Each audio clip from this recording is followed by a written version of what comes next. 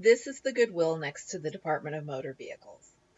And the reason that's important is because my oldest son has been getting ready for his drive test to get his license, and the only testing slot we could find in the state of Oregon for months to come was at this particular DMV, which is almost an hour from home, in an area that I am completely unfamiliar with, that is very unlike driving in the town we live closest to or any of the towns we spend a lot of time in. So we went down to that street every morning to practice so he could get the lay of the land and become familiar with those intersections. And I'm probably never going to go to this particular Goodwill again just because I've been there a lot lately. I love this little coil vase, by the way. That is one of my favorite things I found there. Goodwill has clean bathrooms, so we wound up stopping in there a lot. This painting, I love rooms with details. I'm like 99% sure she is doing needlework. And if I had more wall space, I would seriously be tempted to have this in my life. Really, I'd like to cross stitch it with all the shading and the shadows and the stuff that's going on there. That would also make me very happy. This isn't my favorite Goodwill, not just because it's so far from home and so tied up with driving practice and things I'd rather not be doing, but it did on our very last visit have some interesting things. The first 2 or 3 trips were a total bust. If you watch my thrifting videos, you will know that I love artwork like this. I don't have any of it hanging in my house yet, but it is only a matter of time. I think this one was heavy and made of ceramic, but I'm so tired at this point and things have become such a blur. It could have been plastic. I recorded this a week ago and I can't remember what was going on. Pretty sure that this was not milk glass. Definitely sure that this was milk glass. Not because I can't tell when I'm holding it in my hand, but I can't remember as I'm playing back this video to narrate it for you. I'm getting more and more fascinated by vintage resin, and these just ticked all the boxes for me. There were actually a couple of them.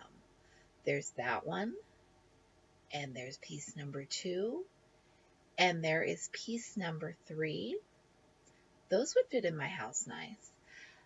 This Goodwill had lots and lots of yarn, but it was craft store yarn at almost craft store prices. So nothing was even a little bit tempting. I have plenty of yarn and I have plenty of Red Heart Super Saver, and if I wanted more for a specific purpose, there's a point where it's almost worth the extra quarter or 50 cents to buy it new. I've been playing a lot with ribbon lately and had to pick up this box to take a closer look, but I should use the ribbon I already have, right? These are all framed jigsaw puzzles. They are all wolves or pairs of wolves. And I would love to know the story behind them because something like that has got to have a story behind it. This is St. Vinny's closer to home because we also did some practicing up there and had to stretch our legs. It was actually his idea to stop here, not mine. That first piece I thought might be machine embroidery, but you could see the background behind it. It was really well done. And those are just cute. I wished from a distance that this had been embroidery because wouldn't that be spectacular? But it's not. It was printed on the fabric. Now I kind of want to find a picture of an old-fashioned bicycle to try embroidering it, although I know from experience that I don't like embroidering bicycle spokes. Someone had donated their salt and pepper collection, salt and pepper shaker collection. Someone tell me what these are, because it's like sand and pebbles and they are sharp. And once in a blue moon, I stumble across something like these. So I know it was a thing. It has to have a name. I'm guessing maybe it's something people were making back in the day, but I don't know for sure. It's before my time. These were sparkly and glittery, and I did not do a good job of getting those in the camera frame. Some of these were old and intriguing, and those are milk glass. I now have a need for milk glass salt and pepper shakers, apparently. And that's okay. Eventually, I might find the perfect pair, and if I never do, I enjoy the pursuit of the thing I didn't know I needed until I stumbled across it in the thrift shop.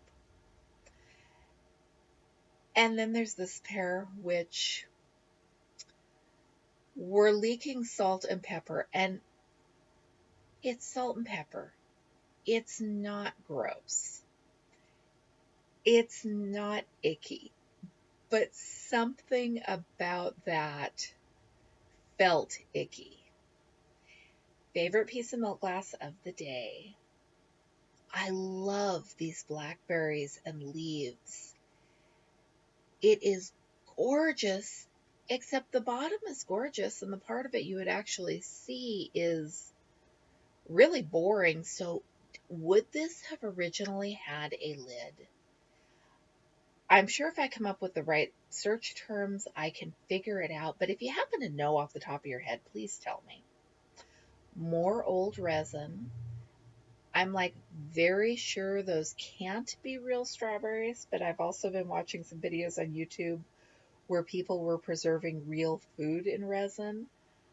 So I'm kind of wondering. And look at the cat. Look at the expression on this thing's face. Look at its posture.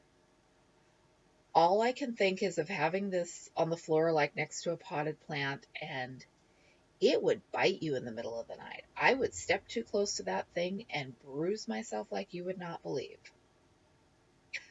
Kind of wanted that cat. And no, I can't explain why. 8-year-old me would have loved these little mice. They're like Cinderella's mice. They are wonderful. 8-year-old me would have wanted them to be individual little dolls and not attached to the sculpture, but that's okay. We got a kick out of Ponderosa Ranch. And shortly before I filmed this video, I was on Facebook looking at weird second-hand finds that need to be shared, and someone was showing one of those feet, and I think theirs was from Florida, someplace that wasn't the Ponderosa Ranch. I was very tempted by the texture of this yarn, but $1.50 for those little tiny skeins when I already have so much yarn in my stash, I was good and resisted temptation. This was actually some nice needlework shop yarn, and the price reflected that, which is fine because it's gorgeous yarn, but not my style of gorgeous yarn. I am still enamored with the idea of knitting an afghan with mustard colored yarn. I don't know why, but I'm going to do that someday. It's going to have cables and texture, and I need to do it. And this is all cross stitch.